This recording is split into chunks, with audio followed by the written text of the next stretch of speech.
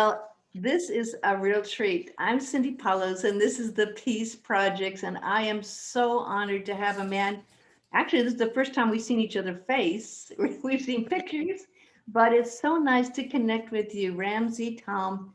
And Ramsay Taum was recognized as the Peace Day Hawai Peacemaker of the Year in recognition of a lifetime of career advocating, I love this word, the spirit of aloha around the world in fields of ecology, business communications, economic development, and Hawaiian culture. You're recognized locally, nationally, and internationally for your transformational leadership and sustainability culture and peace-based value integration into contemporary business models. And as an advocate of team building, strategic partnerships, community brilliance, and creative thinking. And a couple of my really dear friends said you just have to talk to Ramsey. So, That's so kind of. well, it's really an honor to meet you because I've been on the island for a while, but you are an island-based teacher and you understand from the very roots what some people interpret. So I thought today we would talk about your living and understanding of a couple of keywords that we all can live and learn from for peace. Sure. One is aloha and the other is ho'oponopono. And we are obviously also in the time right now of makahiki. And these are elements that are so key and important that when we're in harmony and in tune and in peace with, it seems like everything goes a lot easier. It really does. You're right. It really, yeah. Sometimes we just have to get out of the way. So true. It's so true. So the word aloha is often misinterpreted and misunderstood, I think. And I think if we just understood and lived the word aloha, truly everything would change in the world. Yeah. I totally agree. It's first of all, thank you for having me on today and for this connection. I've been looking forward to it so much. Especially now because there seems to be so much dissonance in the air, and which is contradictory to the whole notion of resonance and vibration. How do we vibrate at the same level? And you use the perfect word, which is harmony. And I really think aloha is and embodies all that when you really get down to the fine understanding and living of aloha as a way. And not just the word. And unfortunately, as he suggested, I think the word has become a distraction because it's applied to marketing, right? We're the aloha state, and you got aloha sushi, and you have everyone names their product or something aloha, but what doesn't make the connection is the behavior, the practice, the demonstration. I borrow from something the Queen Liliuokalani said, and she says, and I'm going to paraphrase it. Basically, she's saying, aloha is to see without see without looking, and to feel without touching. So she's saying it's an inside job, right? Mm-hmm. And she also says that to know the unknowable, that is aloha. And so that requires us to be in a different frame of reference, to be aloha and not just to speak aloha, right? To say it. So there's I guess an integrity that's required, or it actually brings out integrity. So my words and my actions are consistent. My beliefs, right? My principles, they're all in alignment. Alignment with what? With the divine, with the universe, with the things around me. And so when you're operating in aloha or with aloha, how can there be anything but peace? Right? Because the fundamental principle of aloha is to give and to receive, whereas many of us have lived in a world that operates on the axiom of give and take. Mm-hmm. And we tend to have been taking more than we've been giving. And we've misinterpreted the receiving as just taking, right? Oh, they're gonna give it to me, and I'll just keep taking it. So underlying aloha is a reciprocity agreement. This fundamental that says, we're always going to leave someone and a place better than when we found it. And in doing so, I become better as well. And it says, Cindy, in it's 3 minutes, 3 hours, 3 days, whatever that time is we spend together, I commit to you that I'm not going to damage the air between us, right? Your air is my air is yours.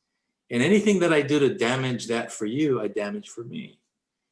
And so aloha is that underlying principle that what we do to and with others, we do to ourselves. And it goes back to those golden rules and those concepts we've all heard, is that to treat others as you would treat yourself, or you'd like to be treated. And so I think that's an underlying concept, but it's more than just the word that says hello or goodbye. And I like to tell my students that if you can't make the commitment I just said, of honoring that space, then don't use the word aloha. Just say hello. Just say hi. Because there's no commitment in those greetings. That's all they are, greetings. But when we subscribe to aloha and we start saying that, we're subscribing to commitment. We're telling others, you can trust me, right? I can trust you. And it is that trust, I think, that begins to seed the harmony that we're looking for in what we have defined as peace. I love the true essence of Ha, and you brought up so much the power of the air and the breath. And of course, the Yes. Hawaiians have a greeting that's not understood by a lot of people. When you actually put your heads together and breathe each other's breath, Yeah. how can you not be in harmony when you have your spirit, your essence, and your mind touching, and you're breathing each other's breath, which takes in a way also the openness and vulnerability of sharing who you are with someone else. Maybe you could talk a little bit about that power, that Ha, that Yeah. breath, and that spirit of it. Yeah, so when you look at Hawaiian language, first of all, I think that's where it's rooted, is that everything is spirit. Every sound that you utter is tied to spirit. The original spirits, the original relatives, the first spirits were the elements of A, E, O, and U. These are the elements of fire, air, earth, water, and man, the spirit of man. And so anytime we utter a term in Hawaiian with intention, you're calling upon those spirits. You're animating, that type of thing. So when you say aloha or aloha, we're drawing upon two large root words of alo and ha. Alo means to be in the presence, to be in the face, to be face to face, to be connected. The second grade, ha, which is also in the word Hawaii, Ha is the life-giving breath that comes from the divine. And if you don't breathe, you're not alive, right? So you could define breath as spirit, and that spirit and the life comes from God. So when you say aloha, you are really saying to be in the face and the spirit of the divine breath of God, to be in the presence of God, the God in you, the God in me. Right? The divine in you, the divine in me. And in that unification, we are now in the divine, and we have become connected to all things around us. Therefore, that term aloha is a very special and sacred word, because you are entering a place that is sacred. This is the term that we've heard many teachers talk about, the temple. When we live in this temple, right, of aloha, because you're inhaling and bringing that with you. So that exchange of ha, that breath, the honi'ihu as we call it. Imagine when you face to face to someone like that, what kind of trust that requires. Whereas in other places we may reach out with a hand and offer a shake, hi. And that was the sign of peace as well, supposedly. I don't have a sword in my hand, so let's shake. And that will give you some indication that I'm a safe person. But to be nose to nose, face to face, in one another's breath, that requires a lot of trust, a lot of openness. So yeah, so it comes down to that. But of course, and unfortunately now, in the time of COVID-19, we can't do either. We can't shake hands. We can't breathe each other's breath. Right. unless it's direct relatives, family that live with us. But, we've kind of come to like a shao, a bow. And there is this separation we're finding. And as Yeah. a person who does blessings and a person who is of spirit and a teacher, how do you adjust to this different energy for the sake of what we have to go through right now for COVID-19? Yeah, I think it's understanding that we are all of one spirit anyway, right? And that in many ways, these practices have been a way for us to manifest, to see, because as central beings, we need that touch, smell, touch, taste, all those things, right? Those senses become an important part. What I found and what I'm finding is that COVID, as much as we're trying to flatten its curve, it's flattened ours, Yes. right? And so what it's really requiring us to look at, literally, is the essence behind all of the protocols, right? It's asking us to go beyond the physical things that have defined us. So no longer rely on the externalities, but really begin to touch base with the internal. Because when you're wearing a mask, right, you have to begin to pick other things up in order to determine, distinguish, right, what's going on. Because we've used our eyes to be the barometer of decision making, right? Discernment. But when you're wearing a mask, that's very difficult. So now your eyes have to serve a different purpose, and you have to see other things, and more importantly, you have to feel different things. So aloha is a feeling as much as it is anything else. So now with the masks and with the distancing, I like to say social distancing causes the heart to grow fonder. Right? Is that now it requires me to really reach out beyond the physical and really begin to use na'au, right? My gut, the intestinal fortitude of recognizing that we are connected. And so the resonance is a little different now. It requires us to be a lot more authentic. Very, Because now, very so that's when interesting perception. that chicken skin happens. You start feeling the hairs and tingly. I believe these are all things that we have set aside, right? We are no longer operating from that sensibility, but we've become dependent upon what we see. Everything is about what we see. We've defined ourselves by what we see. We give other people credit for what they look like, etc. So I think in many ways, COVID has required us to look in again and to start embracing where we came from, which is the family of we and not the tribe of me, right? And so this is I've really, always really, believed you can sense a smile. Even if you can't see someone's lips, you can sense that someone is smiling. There's an energy field. exactly. There's an energy field and a smile. There's an energy field that everyone has, and you as a teacher and a kumu, when you do a blessing, you walk in a room and you sense the energy field. You have to, right? That's correct. Yeah. And you have to really be open. That's where Ho'oponopono comes in, because you have to clean yourself first, right? You have to be clean. To think that I'm a nervous wreck and my hands are shaking, that I'm going to give someone else a sense of calm by touching them. Right? And so what we bring into the room is as much as what we're going to get back from the room. I had a student tell me once, Kumu, I went to this place, but I didn't find any aloha there. And I asked her, I said, well, did you take any with you? And she looked at me, she said, what? I said, yeah, you have to bring it with you if you hope to find it in places that you've never been, right? And that's what attracts. It's that attraction. It's that, again, that reciprocity agreement. So it is important to be able to do that. And once you sense that vibration, is to be able to respond to it also with aloha, and not with fear, anger, or anxiety. And unfortunately, there's a lot of that in the world today. Yes, absolutely true. So you brought up Ho'oponopono, and it, as a teacher and someone who's taught this for a while, you're seeing all around the world now, and especially in some of the New Age people, I'm seeing so many people say that they're teachers of it. And then once or twice I've gone to their sites and it's like, I don't sense that they really understand it. And it's kind of been commercialized into an Yeah. easy, a few words.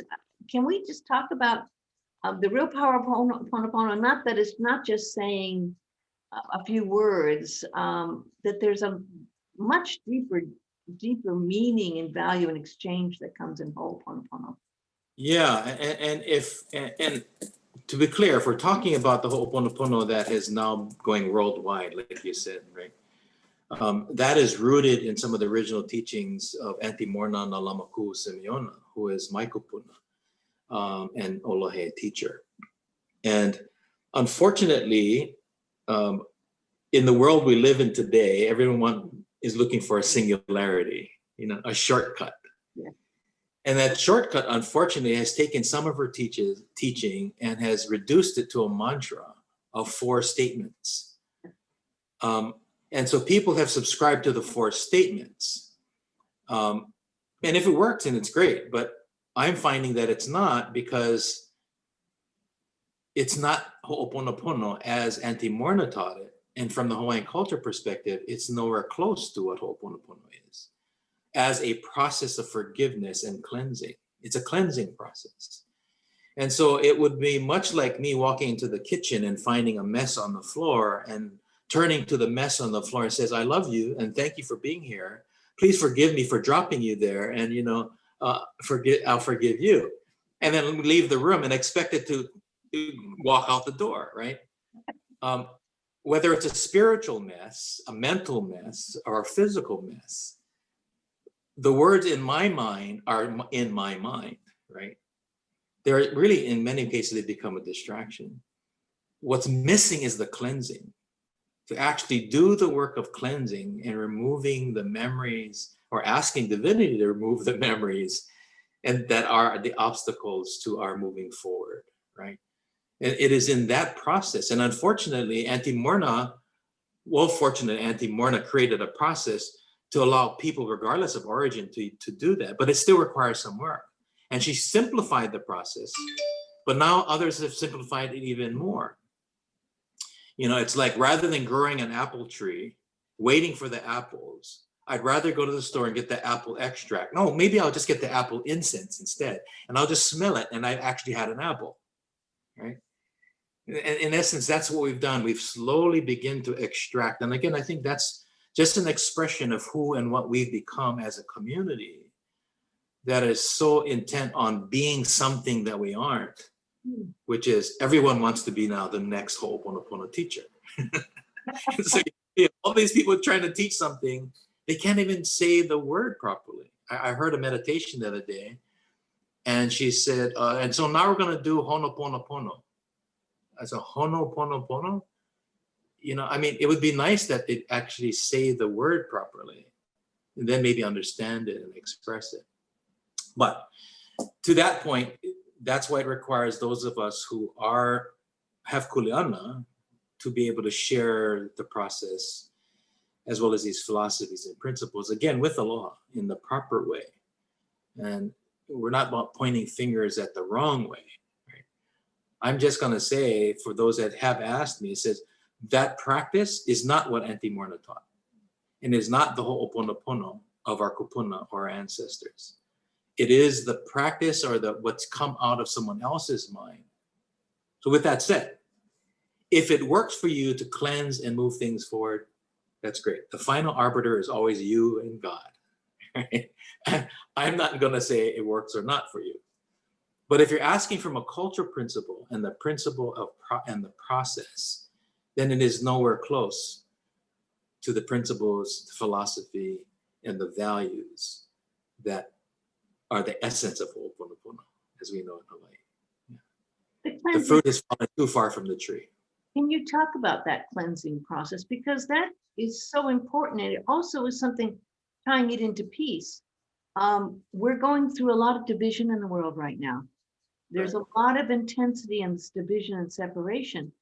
And again, it'd be nice to be able to just say 4 statements and have everything be better, and it's a start. But to really bridge the gap and to make peace with someone else who you don't really feel at peace with and you don't really understand is quite a process, isn't it? It is, because it's always still a reflection of us, right? So the discord, the dissonance that you're feeling, and an emphasis on what you're feeling, reminds us that where is that occurring? It's happening in us. Yes, the other person is triggering that, but we are still in the presence and we've made ourselves available. We've opened ourselves up to that trigger. And as a result of that, we are contributing to that as much as it's contributing to us. And so when we start defining ourselves and our experiences by those external inputs, those triggers, then we are technically becoming victims of those external triggers. So when we live in a world of externalities and look to that for definition, right, then clearly we will be reactive and more connected, dependent, codependent, if you would, on the world around us rather than the world within us. So Auntie Morna would say, if you're seeing problems in the world, the first place to look for the source of that problem is within you. Because if it's not seated within you, then you wouldn't even begin to perceive the problem outside of you. It has somehow tugged upon you. It has touched something within you that has allowed you to sense its presence in a way that it bothers you, right? Now, that's not to say that there aren't people who are evil, that evil doesn't exist, or that there isn't anger in the world. No. But the question is, what is it about us that continues to draw us to it and it to us, right? There's almost a sense of arrogance to think that, oh yeah, I can fix this, right? It's acknowledging that what is my contribution to this dissonance, and how do I then remove that so that wherever this energy needs to go, it can go.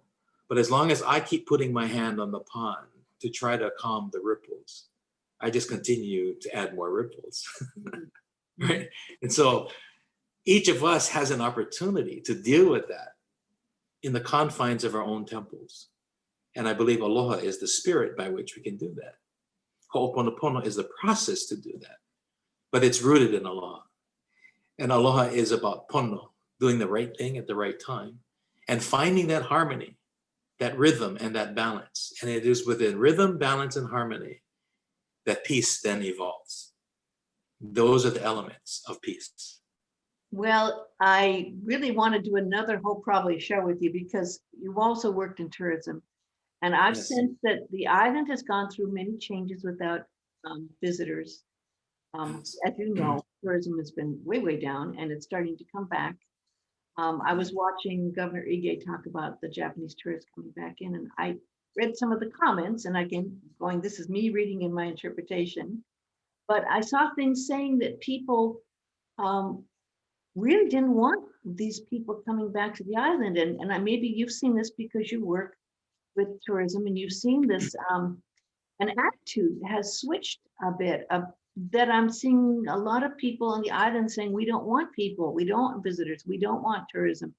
And I'm going, well, how do you deal with this? You know, when people are saying things that really don't show aloha, and going back within myself, I guess my surprise at seeing that and how do I deal with that myself? How would you deal with that? Because you worked in this field.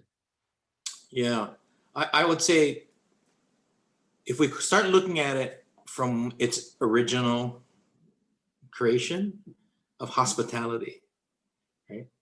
It's all rooted in hospitality.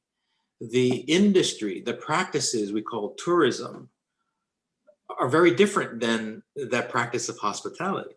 Mm. We tend to make them the same. But as hosts, we always find ways of inviting people to our home. But our visitors that come to stay with us are also either relatives or friends who have an idea of who we are. Mm. So consequently, when you have that relationship, you're also more respectful of one another, right? The commercialization of Aloha and commercialization of tourism, which tends to be much more spectator sport than engagement, right? When you think about it, right? Uh-huh.